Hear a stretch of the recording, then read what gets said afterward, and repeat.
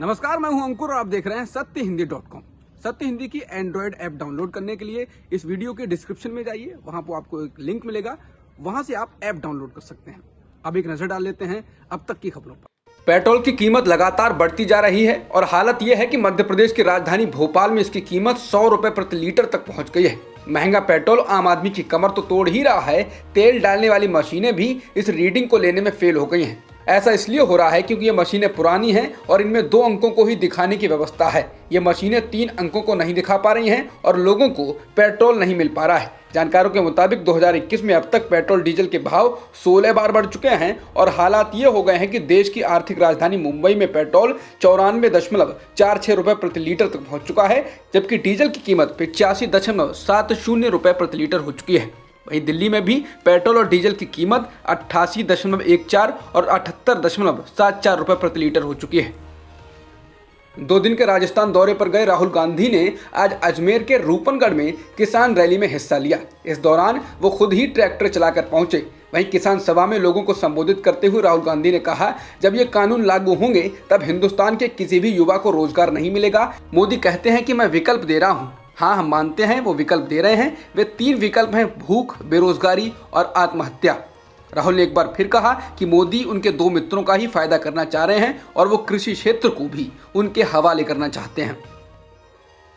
लोकसभा में आज जम्मू कश्मीर पुनर्गठन संशोधन विधेयक पास हो गया। इससे पहले सदन में जम्मू कश्मीर को लेकर लंबी चर्चा हुई। इस दौरान गृह मंत्री अमित शाह ने कहा कि जम्मू कश्मीर पुनर्गठन विधेयक का राज्य के दर्जे से कोई संबंध नहीं है और उपयुक्त समय आने पर जम्मू कश्मीर को पूर्ण राज्य का दर्जा दिया जाएगा।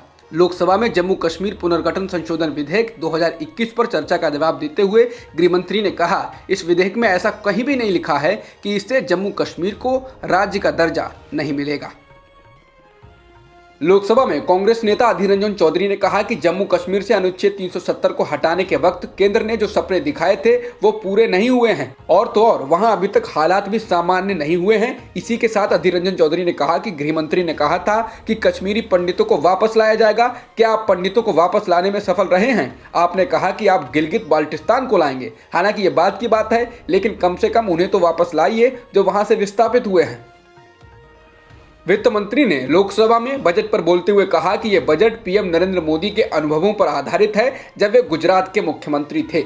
इसके साथ ही उन्होंने कांग्रेस पर तंज करते हुए कहा कि एक समय था जब राजस्थान और हरियाणा में दूसरी सरकार थी और तब वहां दामादों को जमीन मिलती थी, जबकि हमारी पीएम स्वनिधि योजना से गरीबों को फायदा हुआ है, दलितों और पिछड़ों को फायदा हुआ है। हम इनके लिए काम करते हैं, किसी दामाद के लिए काम नहीं करते हैं। इसके साथ ही निर्मला सीतारमण ने राहुल गांधी के हम दो हमारे दो वाले बयान पर पलटवार करते हुए कहा कि हम दो हमारे दो का मतलब ये होता है कि हम 2 लोग ही पार्टी संभालेंगे और हमें 2 लोगों का ख्याल रखना है, बेटी और दामाद।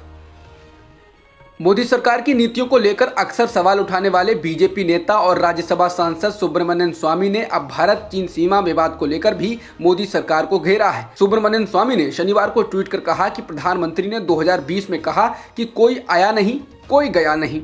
चीन को ये बहुत पसंद आया, लेकिन ये सच नहीं था। बाद में जनरल नरवणे ने सैनिकों को आदेश दिया वे LAC पार कर पेंगोंग लेक को अपने नियंत्रण में लें ताकि चीनी चौकियों पर नजर रखी जा सके।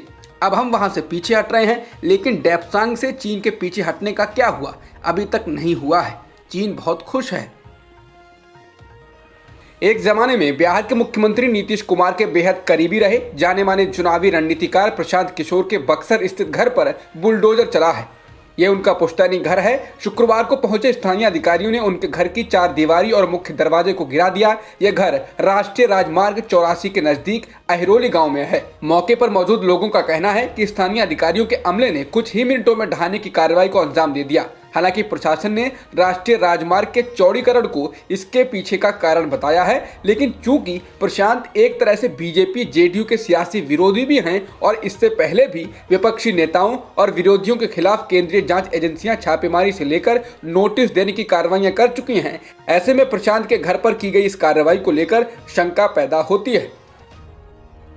महाराष्ट्र में राज्य सरकार और राज्यपाल के बीच तकरार साफ दिखने लगी है। राज्यपाल भगत सिंह कोश्यारी को अपने गृह राज्य उत्तराखंड जाने के लिए सरकारी विमान देने से मना करने को लेकर शिवसेना ने अपने मुखपत्र सामना में कहा है कि राज्यपाल के कार्यालय ने विमान उड़ाने की अनुमति मांगी थी और 2 दिन पहले ही सरकार द्वारा अनुमति न दिए जाने के बावजूद भी राज्यपाल विमान में जाकर बैठ गए। सामना में शिवसेना ने राज्यपाल के व्यवहार पर सवाल उठाते हुए कहा, ऐसी हठधर्मिता की वजह क्या है। शिवसेना ने कहा यह राज्यपाल का निजी दौरा था और निजी दौरे के लिए सीएम को भी सरकारी विमान के इस्तेमाल की इजाजत नहीं है।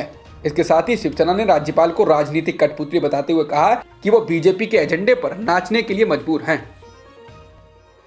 पूर्व अमेरिकी राष्ट्रपति ट्रंप के खिलाफ महाभियोग की कार्रवाई को लेकर संसद में बहस चल रही है। डेमोक्रेट्स द्वारा आरोपों का दौर खत्म किए जाने के बाद ट्रंप की लीगल टीम उनके बचाव में उतरी। ट्रंप की लीगल टीम ने ट्रंप के बयानों को सही साबित करने पर जोर लगाने के बजाय डेमोक्रेट्स को ही घेरा।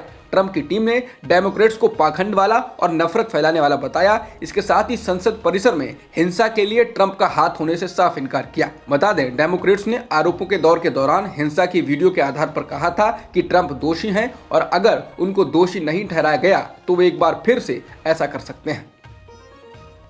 भारत और इंग्लैंड के बीच 4 टेस्ट मैचों की सीरीज का दूसरा मैच चेन्नई के चेपॉक स्टेडियम में खेला जा रहा है। टॉस जीतकर पहले बल्लेबाजी करने उतरी टीम इंडिया ने पहले दिन का खेल खत्म होने तक 6 विकेट के नुकसान पर 300 रन बना लिए।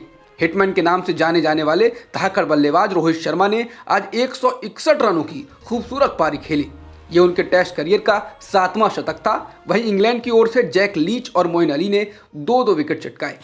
अब तक की खबरों में इतना ही। बाकी खबरों के लिए बने रहिए सत्यहिंदी.com के साथ।